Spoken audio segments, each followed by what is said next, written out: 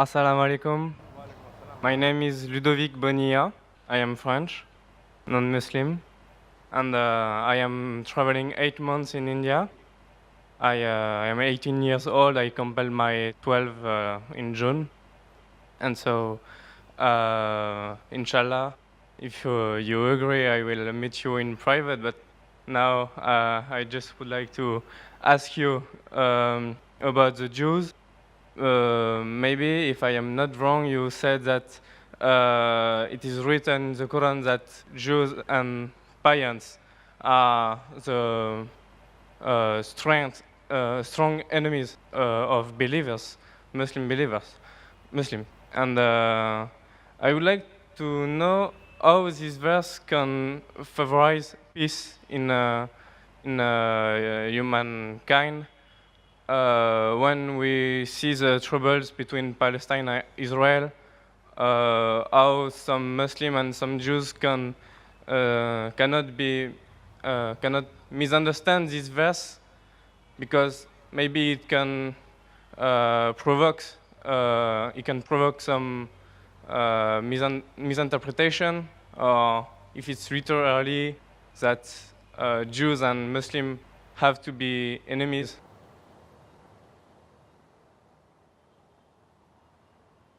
Brother asked a very good question. That he said, I said in my speech, and I quoted the verse of the Quran of Surah Ma'idah, chapter 5, verse 82, which says that strongest in enmity to the Muslims would be the Jews and the pagans, and the closest in love would be the Christians. So if they wanted to create enmity when they say that the Jews and the Muslims should fight, the Quran doesn't say Jews and the Muslims should fight. The Quran says strongest in enmity to the Muslims, to the believers, will be Jews. It does not say that Muslims should fight with the Jews. It doesn't say that. But it says that the Jews, by nature as a whole, they'll be against Muslims. And I told in my lecture, there are many Jews who accepted Islam. There are many Jews who are good to Muslims.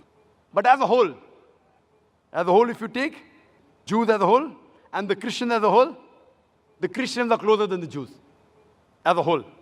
This is a fact. For example, the Quran says that the Jews are intelligent also. So that's a fact. If they're intelligent, they're intelligent. That doesn't mean that it hides the fact. And the Quran also says that they will be as a whole a staunchest enemy. So this is one of the falsification tests. That today, if you want to prove the Quran wrong, if the Jews get together, all of them, and they decide, let's prove the Quran wrong. At least for 3-4 years, we will be better than the Christians. Let's stop the war of Palestine. You know the Palestinians? The Jews were kicked out by Hitler. Hitler incinerated 6 million Jews.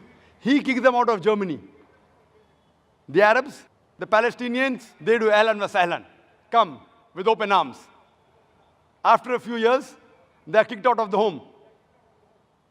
Imagine someone gives a traveler his home to live, and the traveler kicks him out of his home, and he's shouting that he has taken my house, and you're calling them terrorists.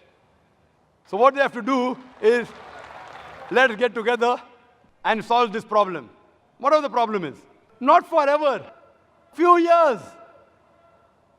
4-5 years only. And the problem is solved. So we aren't telling that the Muslims should fight with the Jews. In fact, the Quran says, even if your enemy wants peace, several places, even if they come to fight you, it's mentioned in Surah Anfal, in the battle, if they want peace, give it to them. So Quran is always for peace. Quran is always encouraging them. But if a person does not want peace to prevail, what can we do? Islam is a religion of peace. It wants peace, but it even mentions facts. That means we have to be careful of the Jews. Not that we have to fight them, unless they come and fight with you. That's a different thing. Imagine what's happening in Palestine, what's happening in other parts of the world. So brother, for peace to prevail, you have to follow the guidance of the Quran and live harmoniously rather than be enemies. So Quran doesn't say that Jews should be enemies, but they will be, it's saying. Hope that answers the question.